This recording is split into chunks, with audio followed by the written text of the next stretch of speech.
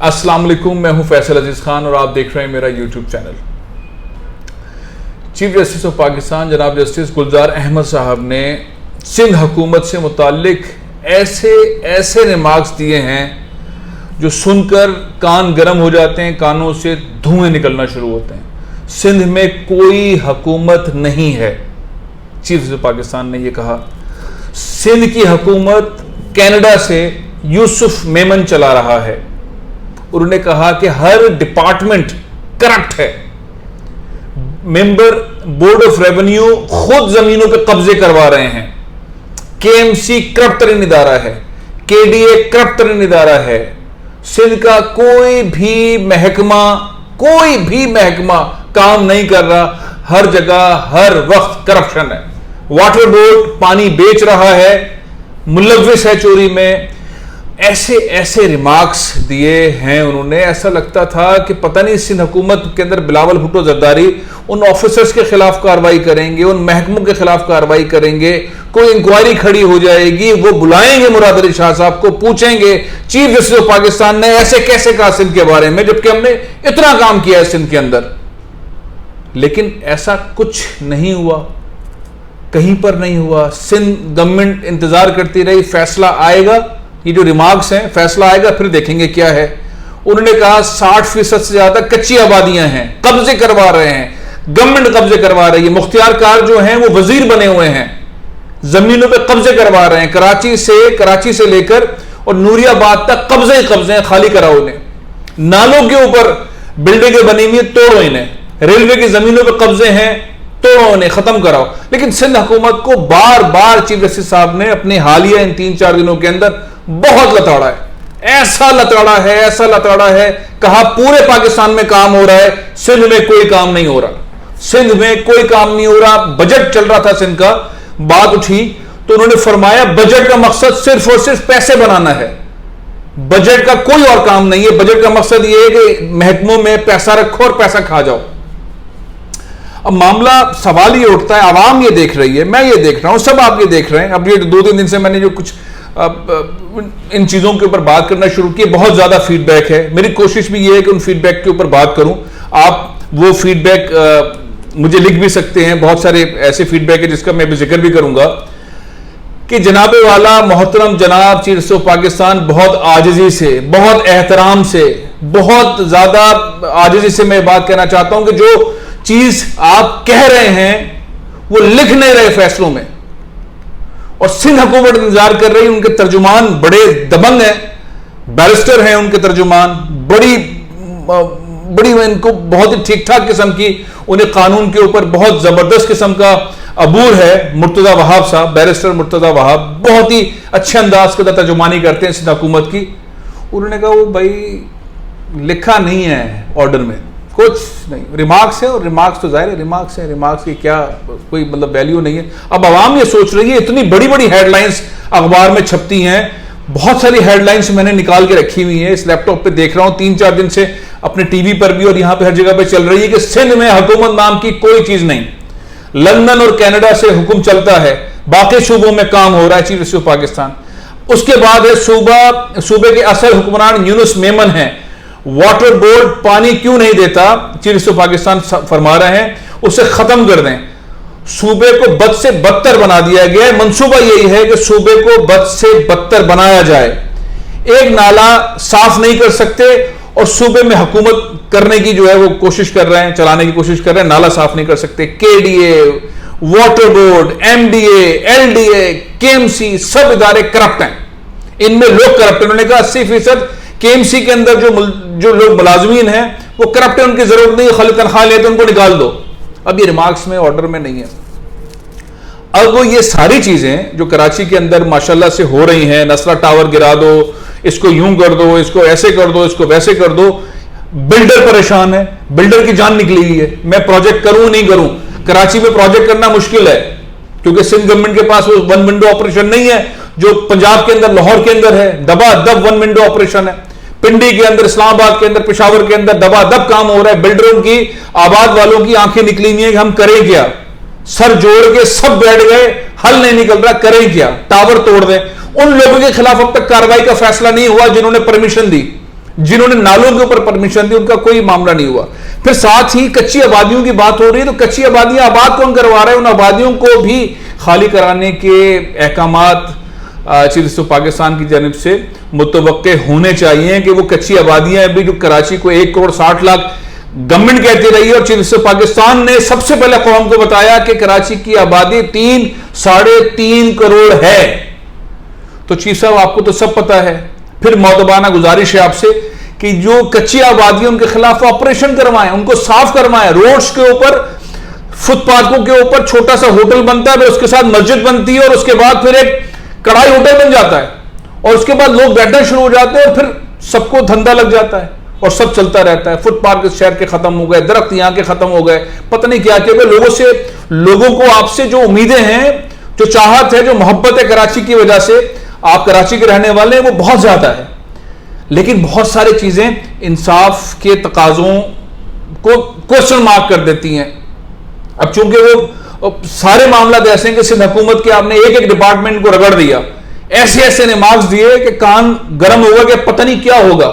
लेकिन सिंध हुकूमत आराम से रिलैक्स, रिमार्क्स हैं, क्या होगा? कुछ नहीं होगा। यूनुस मेमन वहीं से काम डबल स्पीड में करेंगे। हर महकमे के अंदर उसी तरीके से करप्शन है जिस तरह से आप फरमा रहे हैं। आपके पास पक्की इंफॉर्मेशन है, हमें सबको पता है कि करप्शन हो रही है, लेकिन बहुत इत्मीनान के साथ हुकूमत चल रही है। लेकिन क्या सिर्फ सिंध में ही करप्शन है? चीफ मिनिस्टर पाकिस्तान, क्या सिंध ही को ठीक होना है? कराची को ही ठीक होना है? यहां की जमीनों को कंप्यूटराइज होना है? यहां के नालों से तजावुजात खत्म करना, कराची को ही ठीक करना? बहुत अच्छी बात है। क्या लाहौर में नहीं हुआ है? क्या रावलपिंडी में नहीं हुए कब्जे? क्या पेशावर में नहीं हुए? क्या कोयटा कितना खूबसूरत शहर था, उसके अंदर कब्जे नहीं हुए? उसकी शक्ल देखें क्या है।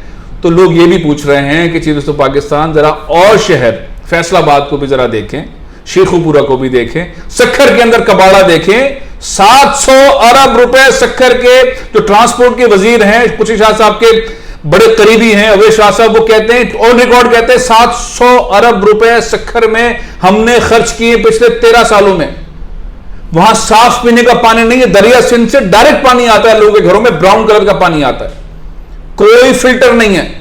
तो उनसे भी तो पूछे। लाड़काना के अंदर क्या हुआ है उससे मुताल्लिक भी पूछे।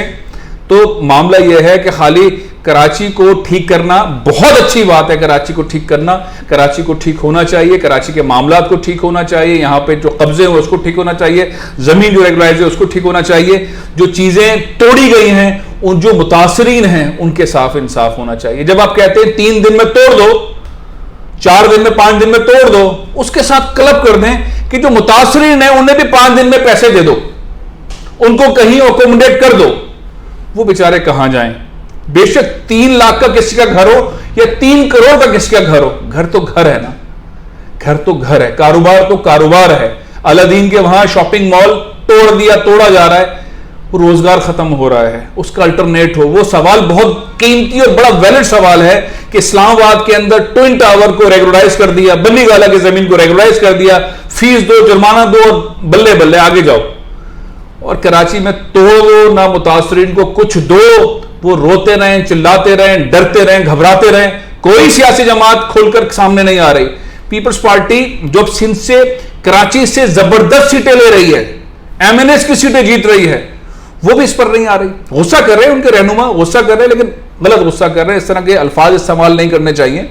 मसले को हल करना गवर्नमेंट की जिम्मेदारी है, सिंध गवर्नमेंट की जिम्मेदारी है कि चलो भाई ये हो गया, आप हमारे शहरी हो, हम कराची में अब वोट ज्यादा लेंगे, हमने सीट्स लेना शुरू कर दिए, तो अब हम इसके मसलों के हल निकालेंगे। नासिर शाह साहब हर जगह पहुंचते हैं, नासिर शाह साहब कहे कि हमने फंड रखे हैं, जैद गनी साहब पहुंचे, हमने फंड्स रखे हैं, मुर्तजा वहाब साहब इन तमाम चीजों के साथ साथ बोले कोई बात नहीं, अदालत का फैसला हम एहतराम करते हैं, ये मुतासरीन है, हम इनके साथ ये करेंगे।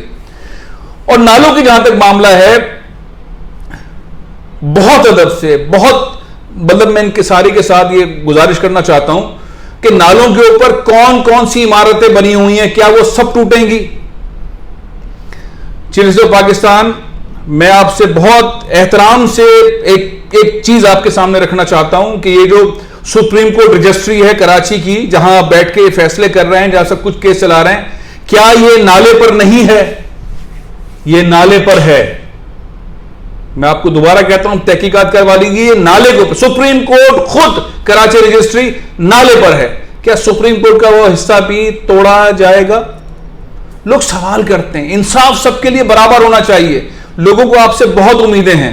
हबीब बैंक प्लाजा आधा, हबीब बैंक प्लाजा आधा नाले पर है। आपने कहा जब से पाकिस्तान बना है 1940 से कराची का मास्टर प्लान नहीं बना। कराची का मास्टर प्लान बनाए, जो चीजें नालों के ऊपर हैं उसे तोड़ें, तो फिर इंसाफ बराबर होना चाहिए। ये शारा फैसल के ऊपर, नाले के ऊपर बन गया नसरा ताला, वो बेचारे तड़प रहे हैं, उनको समझ नहीं आ रहा हम कहां जाएं। किस्तें पूरी हो गई, ये हो गया, कब्जा मिल गया। इसके अलावा बहुत सारे रॉयल पार्क वाले तड़प रहे हैं कि हमारी बात कौन सुनेगा। वो बिल्डर, उस बेचारे को कैंसर हो गया, उसको तो 200-250 अरब रुपए के अंदर वो फंस गया। खालिद वसूद, उसको कैंसर हो गया, वो बहुत ही मुश्किल के अंदर है, बहुत अच्छा इंसान है, उसके साथ ऐसा हो गया, उसके कारोबार, उसकी जिंदगी एक मुश्किल के अंदर है। उसका जो पार्टनर था वो यहां से जमीनों के, तो क्लबिंग होनी चाहिए। सामान लोगों का, लोगों के पैसे, लोगों की चीजें उनको मिलनी चाहिए। इंसाफ जरूर होना चाहिए। मैंने कोशिश की है कि मैं वो पॉइंट उठाऊं खास तौर पे। ये कराची में जो ऑपरेशन चल रहा है, ये पूरे पाकिस्तान में रेलवे की जमीनों पे कब्जा है। चीफ साहब उन जमीनों को भी छुड़वाएं। नालों के ऊपर तजावुजात कराची के साथ साथ हर शहर के अंदर है, उस पर भी एक्शन होना चाहिए। कराची, लाहौर, इस्लामाबाद, पेशावर, कोयटा, फैसलाबाद, शेखुपुरा, सक्खर, बहुत बड़े बड़े शहरों के ऊपर कब्जे हैं, वो खाली होने चाहिए। हुकूमत फिर हर तरह के मामला को देखे जिस तरह सुप्रीम कोर्ट कह रही है, और खुद से एक्शन ले। और क्या ही ये हो कि लोग कह रहे हैं कि इतना सब कुछ चीफ साहब ने कह दिया, इतना सब कुछ सिंध गवर्नमेंट को कह दिया, कोई एक चीज सिंध गवर्नमेंट की तरफ से नहीं आई कि हम सुप्रीम कोर्ट के चीफ जस्टिस की इज्जत करते हैं, एहतराम करते हैं, मानते हैं, वो हमारे बड़े हैं। सुप्रीम कोर्ट जमहूरी जमात है, सुप्रीम कोर्ट की सबसे ज्यादा इज्जत करने वाली तो पाकिस्तान पीपल्स पार्टी है। जो उन्होंने अदालत में कहा उसके ऊपर कोई इंक्वायरी नहीं, सीनियर बोर्ड ऑफ मेंबर के ऊपर कोई इंक्वायरी नहीं, KDA, LDA, KMC, water board, इनके ऊपर जो रिमार्क्स हैं उसके ऊपर कोई इंक्वायरी नहीं, कुछ नहीं। इस कान से सुना या सुना नहीं सुना, फारिग। और आखिर में यह कि ये कह दिया कि वो रिमार्क्स हैं, अदालती फैसले के अंदर तो कुछ नहीं। तो अवाम क्या सोचेंगे, अवाम क्या सोचें? बड़ा क्वेश्चन मार्क है हमारी अदालती सिस्टम के अंदर कि अदालत के अंदर ये माहौल है, ऑर्डर के अंदर ये सूरत हाल है। आपने कहा 80% मुलाजमीन को निकाल दो केएमसी से, ये रिमार्क्स है, कैसे निकाल देंगे सिंध हुकूमत? तो अदालत का कहना, अदालत के रिमार्क्स, अदालत का ऑर्डर, और हुकूमतों का बहुत सुकून से बैठे रहना, बहुत सुकून। सिंध हुकूमत बहुत सुकून से, जो जिस तरह चल रहा था उससे ज्यादा स्पीड में चल रहा है। बिल्डरों का हाल देखे, पसीने निकल रहे हैं। उन लोगों का हाल देखे जिनके घर टूट रहे हैं, उन लोगों का हाल देखे जो कच्ची आबादियों के अंदर है, नाले के साथ टूट रहे हैं, कोई प्लान नहीं है। तो जो चीज भी हो कराची की बेहतरी के लिए, मजबूत करने के लिए, उसके साथ लाजमी तौर पर पैकेज हो कि हाँ ये जमीन है, ये पैसे हैं, और ये आपके साथ जो ज्यादती हुई है उसके ऊपर ये, और ये जो लोग हैं जिन्होंने किया है इनकी नौकरी गई और इनका पैसा जब्त और इनको इतनी इतनी सजाएं, तो फिर आए मजा, फिर बोलने के इंसाफ है। इजाजत चाहता हूं। मैं आप तमाम जो देखने वाले उनसे गुजारिश भी करता हूं कि जो उनके जहन में आ रहा है वो मुझे नीचे कमेंट्स के अंदर लिखें। बहुत सारे पॉइंट्स मैंने वो आज डिस्कस किए जो लोगों ने लिखे थे, और मेरी कोशिश होगी उन पॉइंट्स को आइंदा भी उठाता रहूं। प्रोग्राम ये ख़त्म कर रहा हूं, इंशाअल्लाह कल फिर मुलाकात होगी। इजाज़त दीजिए। पाकिस्तान जिंदाबाद।